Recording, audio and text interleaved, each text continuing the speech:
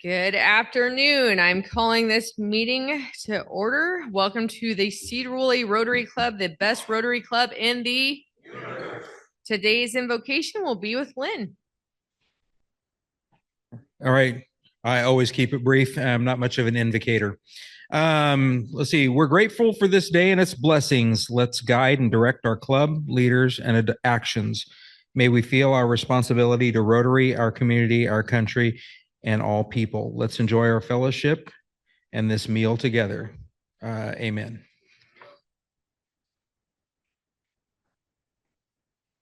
All right, let's do the Pledge of Allegiance. I pledge allegiance to the flag of the United States of America and to the republic for which it stands, one nation under God, indivisible, with liberty and justice for all.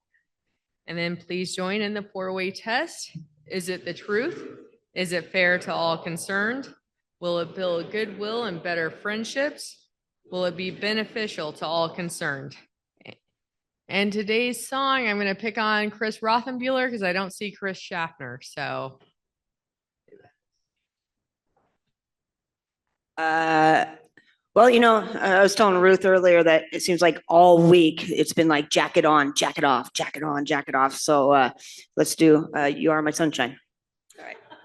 You are my sunshine, my only sunshine. You make me happy when skies are gray. You never know, dear, how much I love you. Please don't take my sunshine away. All right, you may be seated. And is anyone else just super impressed with Chris's beautiful voice? Yeah. Very fun. All right, do we have any visiting Rotarians today? I'm not seeing anyone other than our speaker. No? All right, do we have any guests of Rotarians besides anniversary celebrations? All right. Welcome to everyone. And I guess we'll move on, Yulia, to our anniversary celebration.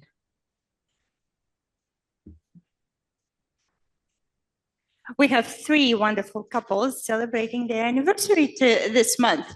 So the month of October, we are so thrilled to have Louis and Joanne joining us today.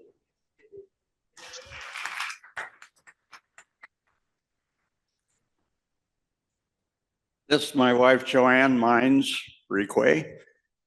She's a fourth generation Sedro Woolley Light. And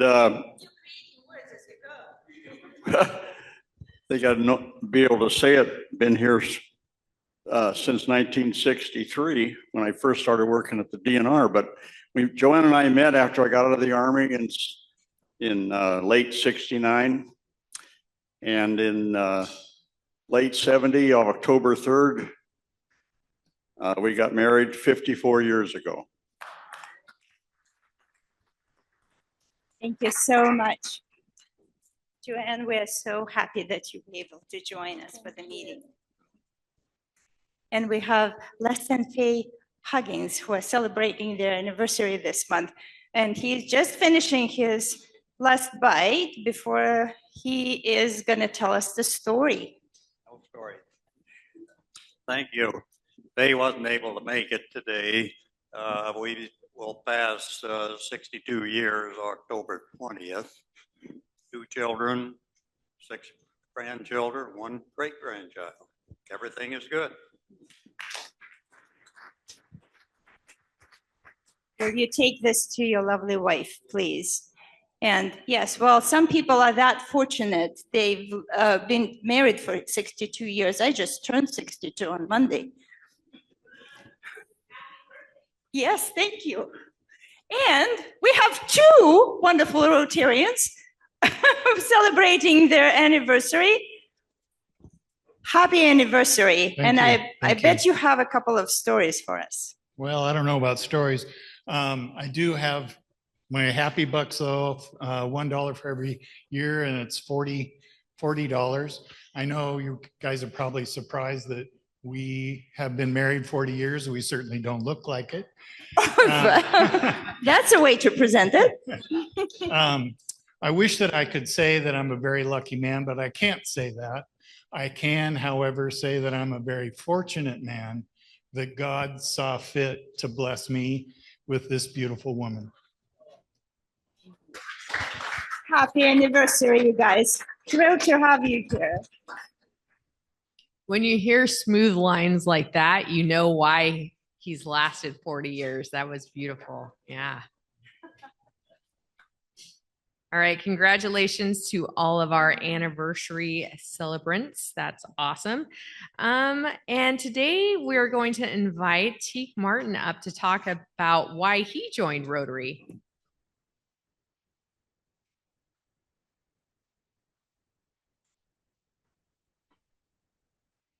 Hi, I'm Teak Martin. Nice to be up here.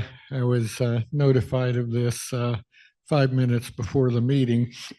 So I'm not blaming anyone, Len. So I'm a retired doctor internist, and I started in the county in 1975.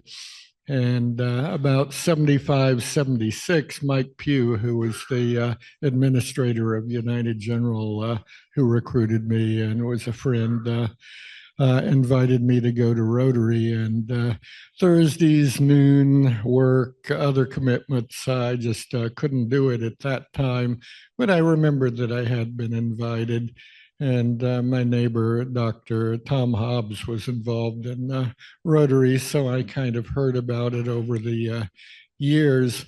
And almost 25 years later, Vern Sims invited me on one of the, I call them the old guys in Rotary trips up to Yakutat, Alaska to go fishing. And I got to get involved with all that and get to know Freddie and some of the other old timers at that time and hear more about Rotary. And by that time, I was sold on it. You know, I'd seen projects around town that Rotary had worked on, and a great group of guys. And it was easier for me to try to get away at lunchtime. Although over the years, it was difficult to make it every lunchtime, despite booking people out and time and all, and things come up. You know, so I have great sympathy with the folks that aren't here today, that have their jobs they can't get away from at lunchtime. But then seeing all the projects and making the new friends in Rotary and getting involved really made a big difference. I think the really turning experience in Rotary for me was when I was asked to go on the board a number of years ago, and seeing the day-to-day running of Rotary and the projects and people involved and getting to know them more on the board was the turning point on really getting a lot more active in Rotary. So anyone that hasn't been on the board, put it on your agenda. It's just a couple years, and it can turn the page on Rotary for you too. And the other thing that really changed my ideas of what to do was when I got involved with Rotary International projects. The first trip being with one of the Bellingham clubs with Bob Moles going down to Guatemala, and Guatemala a couple times of you, and some of you have been down there too. And I actually had a year that I couldn't get down otherwise with local clubs or sponsor a trip here, that I went with the Cupertino, California Rotary to both Guatemala and to Honduras, and got me really involved with Copan. So I've gotten to meet a lot of people from other clubs over the years. So it's my pleasure to be in Rotary, get involved in our international stuff today. And thank you, Marty Pease, for coming today to tell us more about the IPA.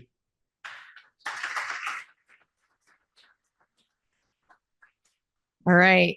So be ready because you never know when Lynn's going to come up and ask you right before a meeting if you want to do the 3-minute why. So right now we're going to shift over to the wonderful Chris for the raffle. All right. Got some nice bottles of wine, some beer. Or take a chance on the wheel. First number, 45.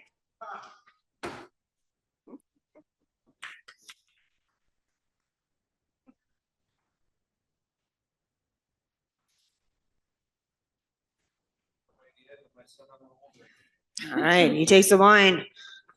Next up.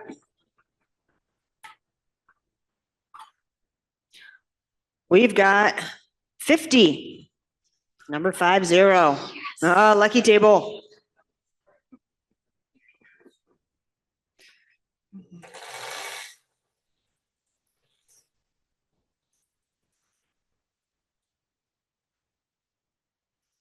And we've got, Hal's Drive-In, $25. All right. Is this the last one or are we going to do 4? All right, last number, 51.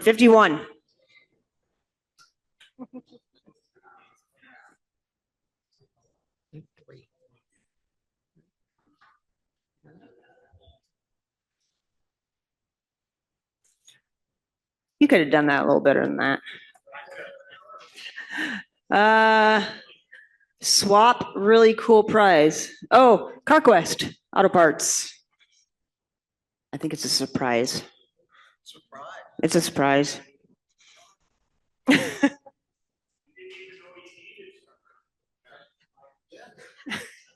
You'll find out when you get there. You must spend $100 to win that prize. Okay. All right. Hey, thanks, Chris and Rick. And now we're going to invite the one, the only Phil Brockman to the microphone to be Sergeant at Arms and see if anyone's happy. Thank you, President Ruth. Okay, for me, it's been a busy summer, all summer long, doing all kinds of stuff, trips to San Francisco, cruising in the San Juans and stuff like that. So I landed on San Juan Islands trivia. And I know there's some boaters out here that might know some of this stuff, but let's see how good you are at it. Okay, I was out in the San Juan Islands. We know the big 4 islands there, Orcas and Lopez and San Juan and Shaw. So here's my question for the table. With all the islands out there, how many total islands are there in the San Juan Islands, just in San Juan County? How many total islands are there? I'll let you guess within 5.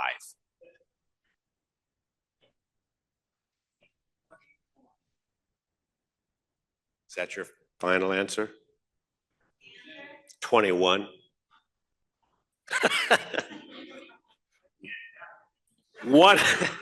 172 islands.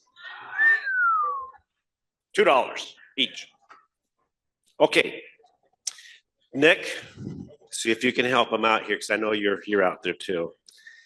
Mean high tide. You know what mean high tide is? Okay. Now you know how many islands are out there, but when you combine how many islands and rocks are showing at mean high tide, how many? And I'll let you get within 10 at mean high tide. Total islands and rocks. You've hit 5, so that are showing mean high tide.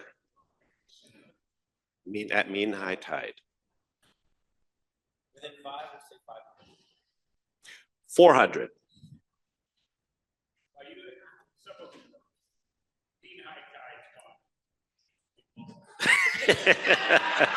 If you didn't hear that, Mike said mean height, it's gone up, so they used to be lower. There's actually 128 named, $2 a piece.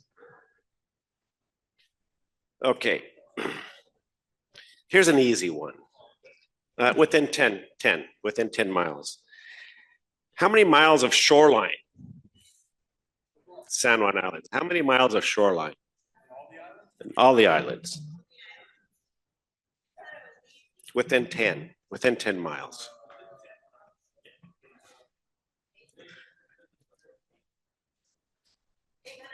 Oh, 478. A little over 478. Okay. One of my favorites. One of the first cruises I took this summer was to Susha Island from Anacortes. I'm at Cap Sani. Within 2 miles. How many miles is it from Cap Sani and Anacortes to Susha Island? Susha is up at the top.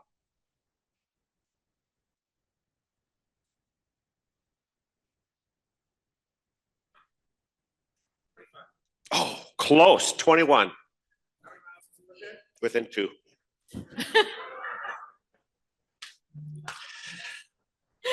Okay. The last one. Okay.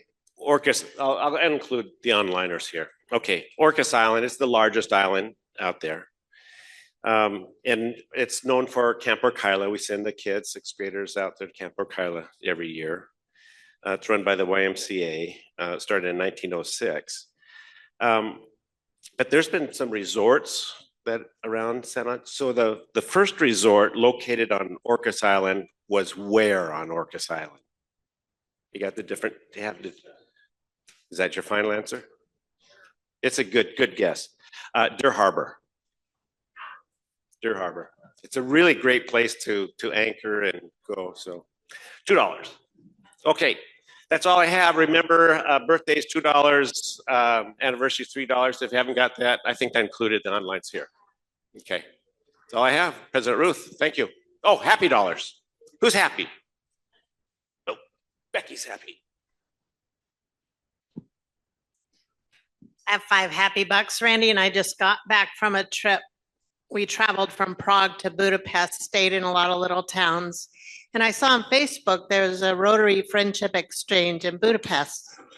So I contacted David Lokoff and had lunch with him in Budapest. And Danielle from LeConner showed up and we had a great time.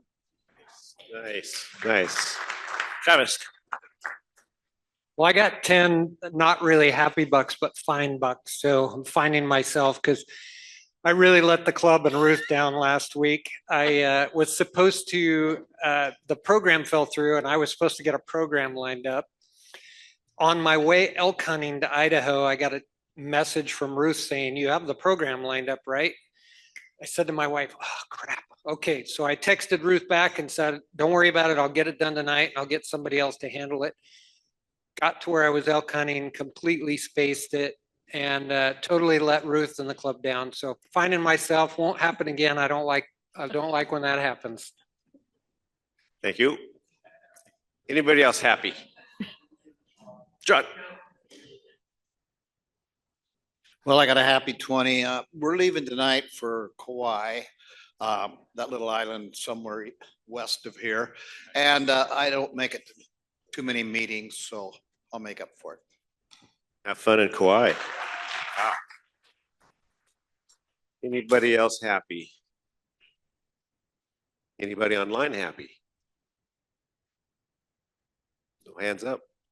Okay, here we go. All right.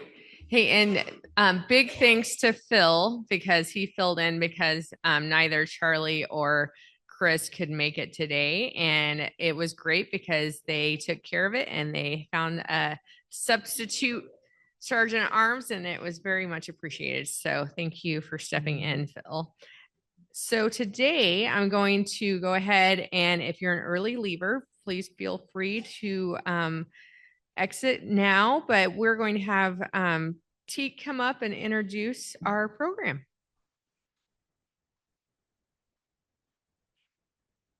Thank you, Ruth. It's my pleasure today to introduce Marty Pease from LeConner Rotary.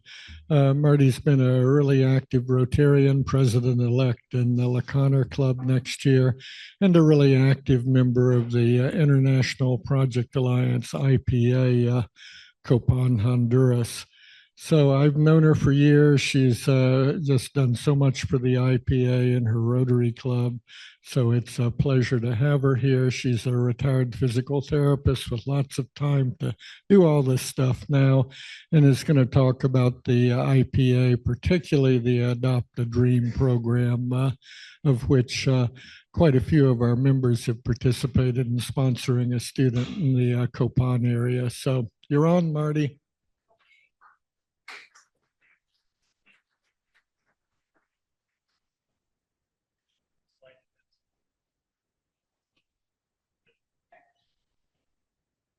I take this out by chance? Does this come out? I'll try not to go too far. So yes, as Teek said, my name is Marty Pease. I'm with the Lacana Rotary and have been with the IPA for a number of years, as have you. Your club, I think, probably joined a year or two after the IPA was founded. And one of my duties in the IPA is to visit our member clubs and give them an annual update on what's happening. So that's why I'm here today. For those of you who don't remember and or didn't know, IPA, yes, it stands for a really good beer. I had a couple last night. They're quite tasty.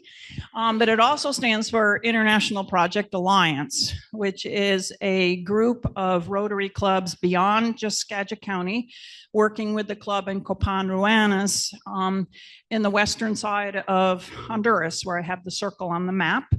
We're working in the Mayan villages. There's 50 to 100 homes in any village, and they're living at poverty level or below. We started about 10 years ago. Main focus is education and economic development, but we've done a number of other projects, water projects, some health projects, which your club has funded. We've built some footbridges. We've done all kinds of things. If the villagers come to us with a need, we are able to adjust. I've only been a Rotarian for 8 years. So back to your president, I was president of 4 years and I'm going to be president next year. So, 2 times in less than 10 years, cool. But to me, the IPA is unique. What I've seen collaborations with other clubs. They're usually a one-time kind of project. They have one goal, they get it done, they're finished.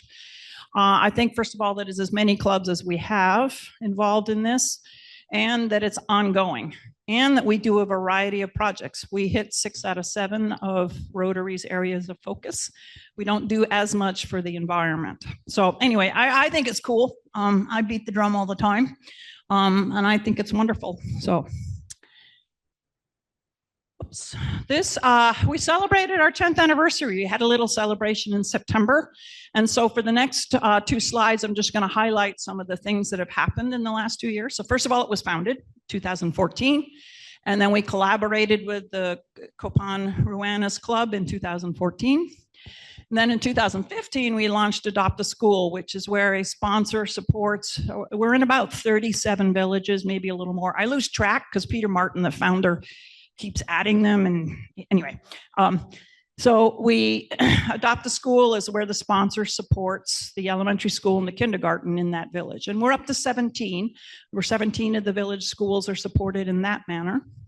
And then we launched Adopt a Dream, which I'll say a lot more about in a moment, but it is a one-on-one relationship, middle school, high school, and university students with an individual sponsor.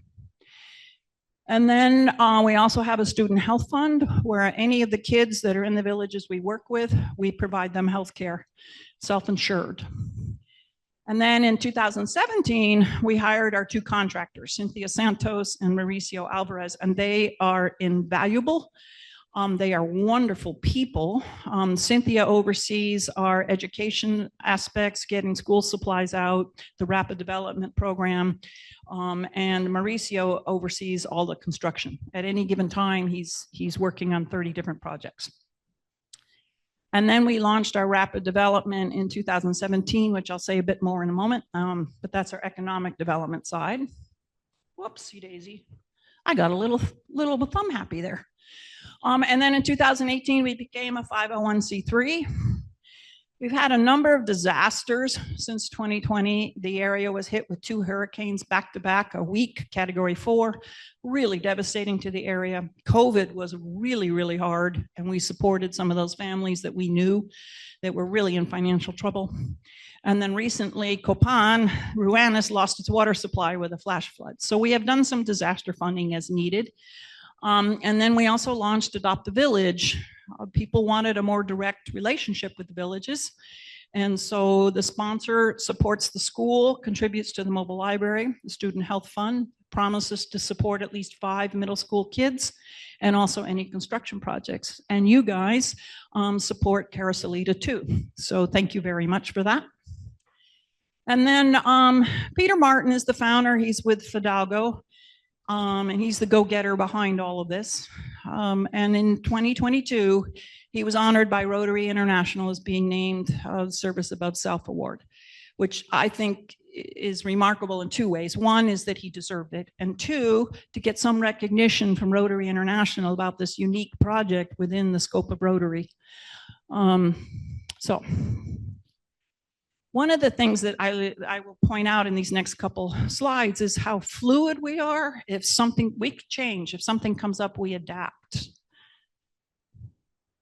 Oop, went the wrong way. So at this point, we're up to 14 clubs. These are the member clubs. The most recent to join us was Bellingham Bay. So they'll cover all the counties around us. It's pretty cool. So the rapid development is what we're calling our economic development program. It was based out of a program in Switzerland called FXB, where they had established ways to get villages out of poverty within 3 years by hitting everything at once. And we have tried to mimic that. We started a number of years ago with 3 villages, added 2, 3 to 4 years ago, we added 6 villages. So we've worked in 11.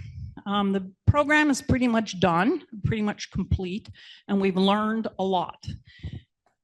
So some of the things we found to be successful, we trained 2 healthcare practitioners in each village so that the villagers have ready access to healthcare, helped them establish village savings and loans, and did a lot of agricultural training. We also did some microfinancing to get businesses started.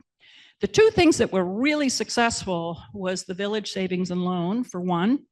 The villagers really appreciated learning how to run it correctly. The villagers learned how to save, and they like being able to get money when they need it. So far, no one has reneged on their loans. And then also we've been taking steps to make them legal in the country. And so they have been a huge, huge success. The other thing is the home gardens. In the villages, the 11 villages, Josue, our agricultural trainer guy, went to the homes and showed them how to mix the soil, how to plant a variety of plants. We gave each family a different fruit tree, and then they could exchange fruits among themselves. Huge hit, very successful, hopefully improving nutrition and all that kind of thing. And some of the women made it into micro businesses selling the produce. So those are our 2 big successes. So what we might do from here is take those to the other villages that we work with and offer them that kind of training. The micro business side of things has been a struggle. We've found that if it's not something that works within the village, it doesn't work. So for example, little stores are successful. There were a couple people who were raising chickens and pigs. They got it to last for a couple of years, and then it fell apart, and I honestly don't know why. To me, meat is something you need on an ongoing basis, so I'm not sure why they failed. But anything that required getting product to Copan and transporting it does not work. So for example, there's a lady who was making cheese, and she did really well because Josue, our agricultural guy, was driving all over for us, and he would deliver the cheese and sell it. But as soon as he stopped training with us, there was no way to get it to Copan or to find someone to sell it in Copan. So we've really been struggling with that side of it. So recently, the adults came to us and said, hey, you're putting us high schoolers through trade school. What about putting us through trade school? And we're kind of like, that's a damn friggin' good idea, right? The trade school things have been challenging. There's a town called Santa Rita, which is about 6 miles from Copan. There's a couple trade schools. They're either not run well, they don't have any equipment, they don't offer very many trades. The other thing I've been amazed in the 10 years that we've been belong, we've had very little fraud, very little cheating, very little taking of our money. The trade school is an exception. The director embezzled all our money and then went back to the students and said, hey, you owe this money that we had already paid them for. So trade schools have been challenging. We found a really good one in Santa Rosa, which is about 2 hours away. So using a district grant, we've started a pilot program this year of sending adults to Santa Rosa 1 day a weekend. So we're providing transportation, their food, and the fees, and get these guys trained in a trade. We are really hoping that this is a really good relationship, that they work out really well, to encourage them to open a secondary one with our help in Santa Rita. That's our long-term goal. We realize that once we train these people in trades, they're going to need equipment. So we need to find a way to support them with doing that. But these are trades that they could do in the village and to the neighboring villages. So hopefully this is a potential solution to bringing economic success into the villages. I personally am really excited. I think educating adults is a great idea.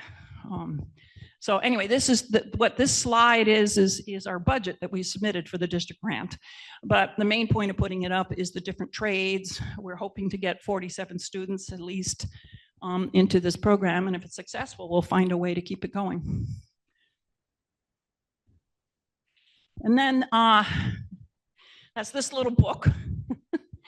The students, came to Peter and said, hey, this is great. You're putting us through school. We have no idea how to decide whether to go beyond 6th grade, to go beyond 9th grade. Do we go to high school? Do we go to trade school? Do we go on to university? What career should we be looking at? We have no idea how to make these decisions. And you think about that, their parents only went through 2nd or 3rd grade.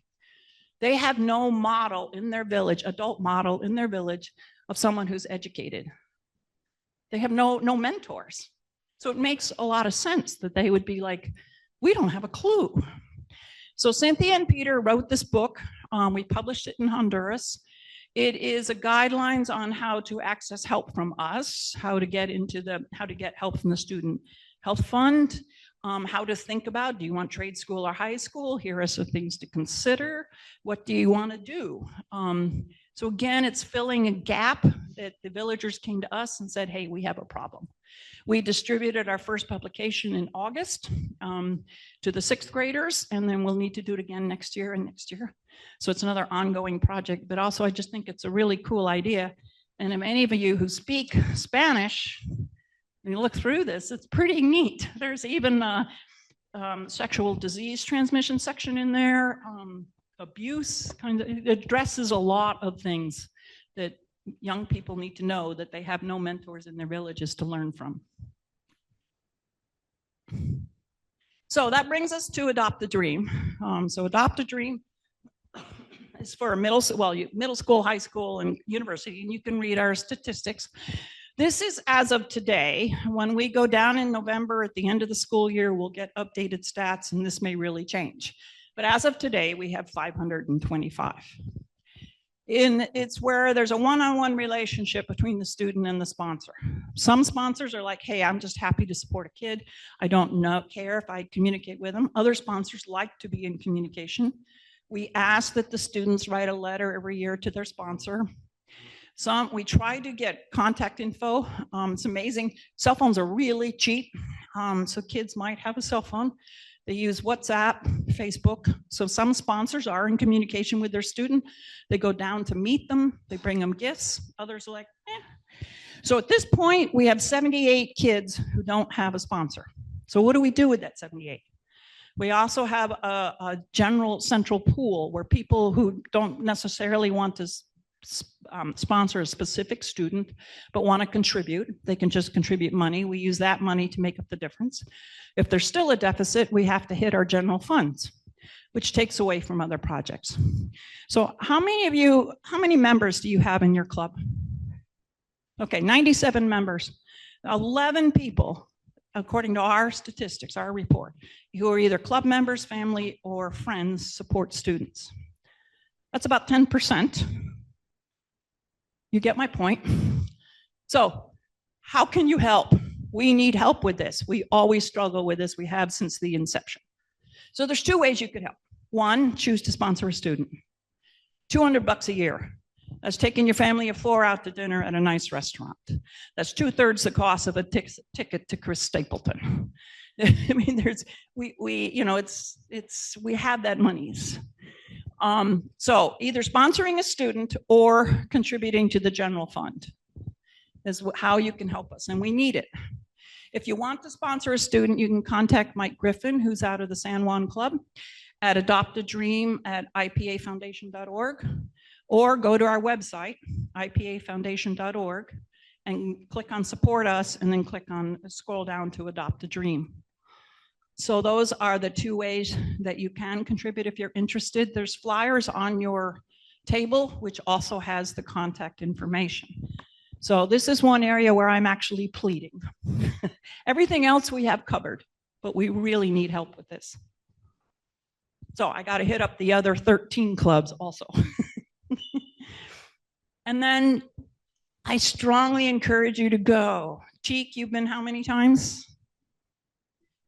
At least 10. Anybody else in the club who's been?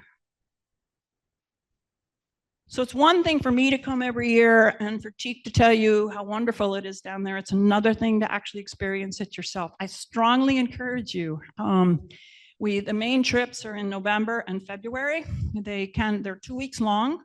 You can either go the whole 2 weeks or 1 week on either end. For 1 week, it costs about $2,000, counting your airfare. If you go 2 weeks, it costs about $3,000. But to actually see the country, see the people, see the villages, and see what we're doing. I have to laugh at myself. I went in 2016 and went, well, that was that. I don't need to go back. Okay, November will be my 14th trip. Granted, 4 of those have been with the YES program. I find it a beautiful country. I love getting to know people. And I'm actually really quite proud of what the IPA does down there. Any questions? Yes.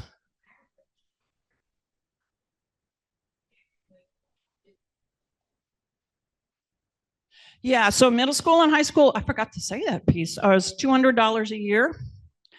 And yes, you can say, I'd like to support a high school student, middle school student.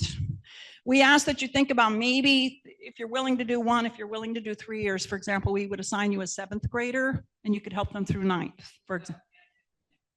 Yeah, it's not, we don't necessarily ask that you have to commit it, but it would be wonderful. And the same thing with high school. If you're willing to support a high school student, you do it 9th through 12th. The university's students, we have a different pool for that. Many of them have one-on-one sponsors. I am putting, what am I up to? A couple of them have graduated, so that's really cool. I think I've only got 2 at this moment, but they're both in medical school. I'm putting these kids through medical school for $3,000 a year. Can you believe that?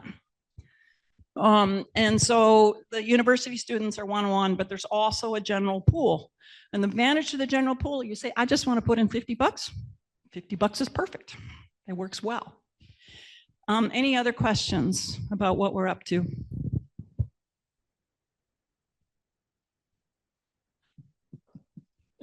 Uh-oh, you're all silent, hanging your heads, looking at the table, like a little kid in school. Yes. So it sounds like there's individual sponsors. Are there also opportunities for a club to sponsor? Yes. We do have and do we do that as a club? Do we put in money? I don't know. Well, so part of your Adopt a Village program, you're supporting at least 5. Okay. I think I forgot to say that.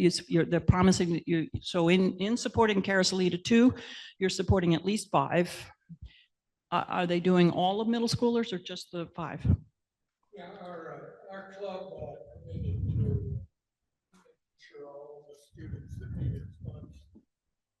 Our club committed to sponsoring all the students in our village, Carasolita 2.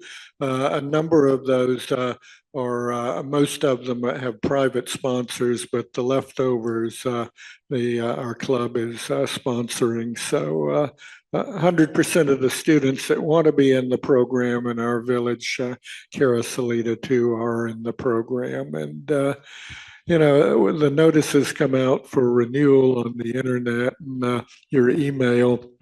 And fortunately or unfortunately, you've got the nagging dad who's after you if you haven't read your emails and stuff. So I apologize for being the nagging dad, but I try to keep after people. And it is really a nice commitment in life. You see these coming out, and it's like she talks about the student in medical school now is just amazing. And I keep in contact with other friends from Honduras too. So it's just an amazing thing to be able to participate in life. So your club is already sponsoring number. There's another club that the club itself is something like 40 kids they're supporting. It's a lot. I think it's some crazy number like that. Any other questions? Well, I'll see you again in a year.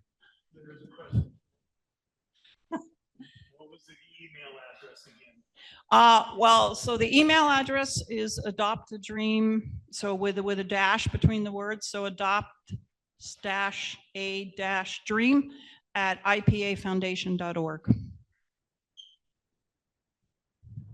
Oh, it was on there, or did you shut it down? They can view it online. Okay. Any other questions? Yeah. Not so much a question, but just an encouragement. I haven't been to Honduras, but I did go with Teak to Guatemala long ago. And I just highly encourage everybody here to take a trip internationally. The experience is amazing. I think it makes us better Rotarians locally. And for $2,000, you can't buy that kind of experience. So if you can find a way to do it, make it happen. Thank you. Anything else? All right, thank you very much.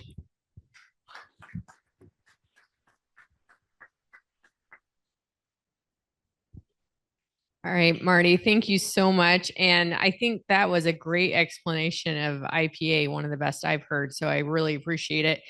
And I hope that it encourages all of us to think about sponsoring a student for $200 a year. You can't beat that. So, all right. Does anyone have any announcements or anything? I forgot to ask that earlier. All right. Don't forget next week to bring a bag of candy, or if you don't want to buy a bag of candy, bring a few bucks, chip in. We're going to not have a meeting on October 31st on Halloween. We usually meet on the 5th Thursday in the evening, but we decided that since it's Halloween, those of us with students may not want to be at a Rotary meeting, but we are going to be handing out candy at Hammer Heritage Square, which, as almost I think all of you know, we help build. And it would be great if you show up. It starts at 4 o'clock. Bring bags of candy next week or money, and we'll give that to Christina Trader. She's taken that on organizing it. And besides that, if everyone can help pick up chairs and put away tables, we'll let you out a little bit early today. Thanks.